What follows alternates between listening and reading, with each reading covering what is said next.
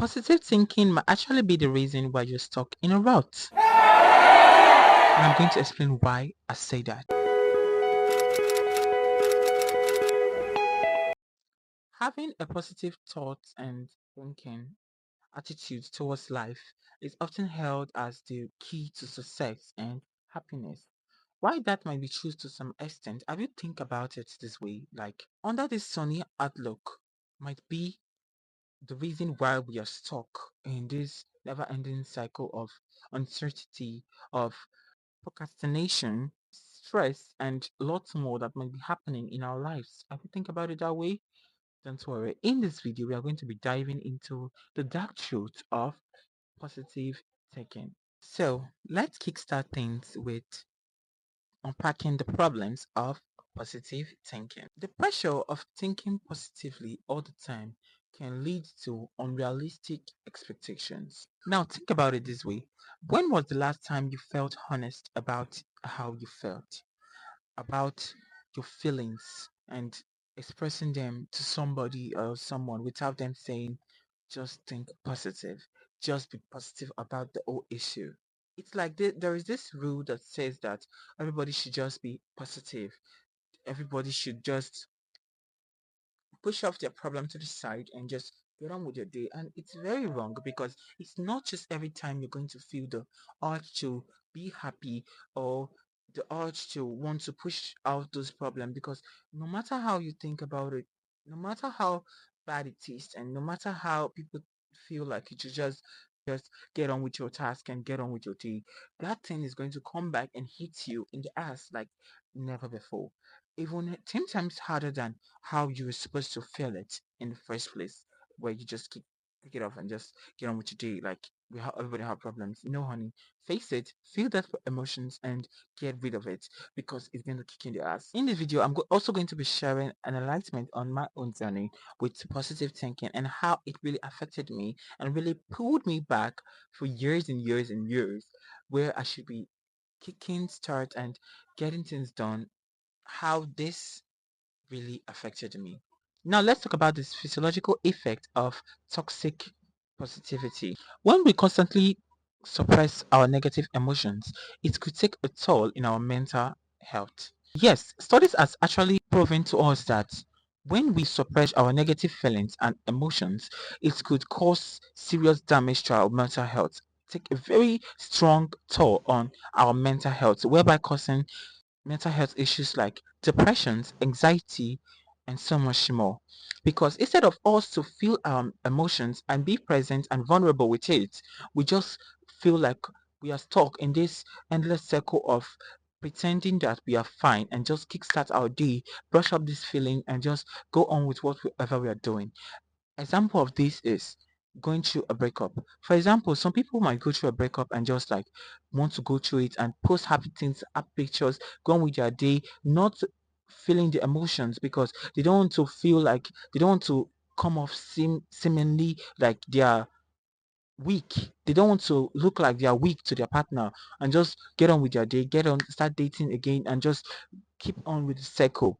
Okay, why this might actually feel good to you in the present moment and actually seems like the best thing to do, it will get to a point whereby you didn't really have to sit down and be present with yourself, know if you're the problem, know how this really affected you and lessons you've learned and how you're going to get start with other ways and what you really wanted in a relationship. You just brush it off, get on with the day, started dating again, finding out that this other person you're dating is also not good for you and it's really has this toxic behavior, and you are back again. All of a sudden you are breaking down, emotional breakdown, and feeling depressed, feeling anxious, feeling like you're a loser, feeling like you're not just good enough and everybody is trash. All this happens because the time where you're supposed to be present with your emotion, learn from the mistake, learn from how this really affected you, and be present with your fragile side and be vulnerable with yourself. You just want to move on, because if you are not being honest with yourself and not actually being real to your own self, how do you think that you're going to show up as the best self to others and actually be sincere to others when you're not really sincere to yourself? This can actually create barriers between us and others, because we are not being honest to ourselves and being honest to others. We are not coming off as our true self, whereby leading to us feeling like we are not being accepted and we are not, nobody really understands us and nobody can relate to our pain and struggle. And let's be honest here, nobody wants to feel like they are alone in their struggles, okay? Nobody wants to feel like they are the only one going through these emotions and going through the parts that they are going through, and everything that's happening to them is just them alone, okay? Nobody wants to be in this toxic part of life. Sometimes it's okay to not be okay. It's okay to actually feel the full range of your emotions and actually be vulnerable, actually take it in and process it, and just overall go through it, feel it, let it be with you, let it be a part of you till you actually feel like, okay, it's time for you to move on. I'm going to talk about my own takeout of this whole situation. There was a time in my life where I felt like I have to be positive and be like, you know, just brush off my emotions. During the school times, I said previously that it creates a barrier between us and the relationship we have with others. When I was in school, I felt like nobody really understands me and nobody really want to associate themselves with me. And even if they do, I feel like every word they say is like an attack to me. And everything anybody I meet, I just unconsciously compare myself to them, because I I really can't really explain the reason why I do that, because I just don't really know that I was going through this phase of my life. I never really think about it this way. I never really thought about it that, okay, this is what I'm going through and this was what I was facing, because I was really this bubbly kind of person. I always kickstart my day. I always go through things, and when I appear in public, people seem like this boy is okay and this boy, everything is just rainbow and sunshine where he is. But that was actually not the truth, okay? There was, at this time of my life, I was really feeling the cluster, the super bundle package of emotions.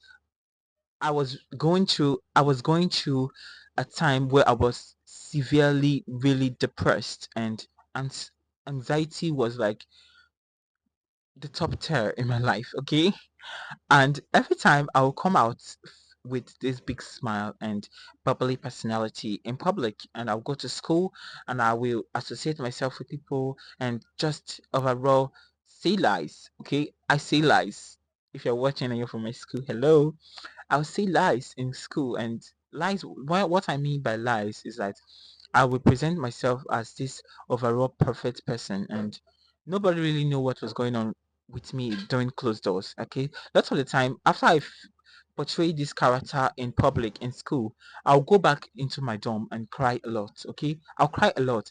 Sometimes I'll be this bubbly and positive and this outgoing, outspoken kind of person in public.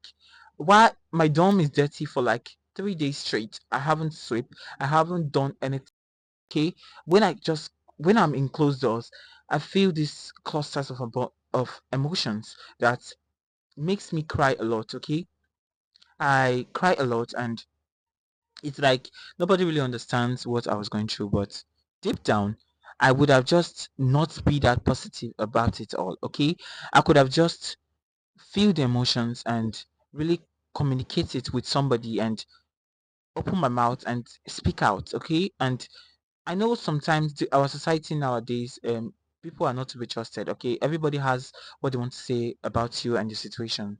Sometimes you might think you are speaking to the right person, and your words and emotions, what you just spoke with the person is going around the school and going around the whole community or street where you live.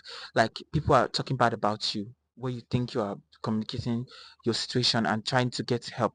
Okay, this is where platforms like BetterHelp and real therapy sessions come in place. Okay, I always speak about therapy to people because therapy is a very big part of life. Okay, you need to get a well-renowned therapy. If you feel like you can't meet with them one on one and you don't feel like going out, you could take a base class session with them. Okay, you might think that it's expensive. Okay, if you really sit down and calculate yourself and the money you spend on a daily basis, that is just not it. Okay, you need to invest in yourself. When you say invest in yourself, lots of times you've heard about this word invest in yourself.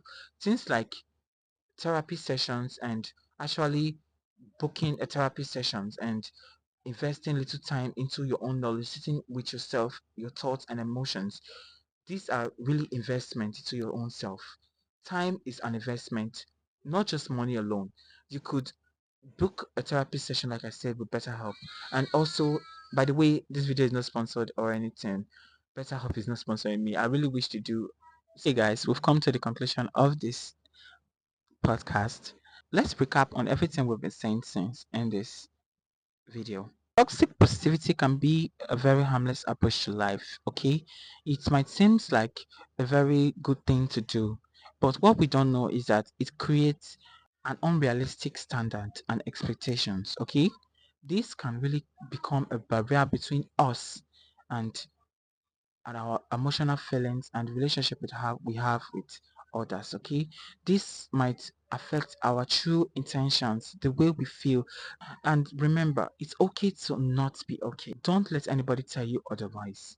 It's okay to feel these emotions. It's okay to be sad sometimes. It's okay to want to sit down and cry a little bit. It's part of the human nation. It's not every time you're going to feel that excitement and joy, okay? Sometimes you just have to sit down with your emotions and feel them. Feel the full bundle of it, okay? It's really helpful.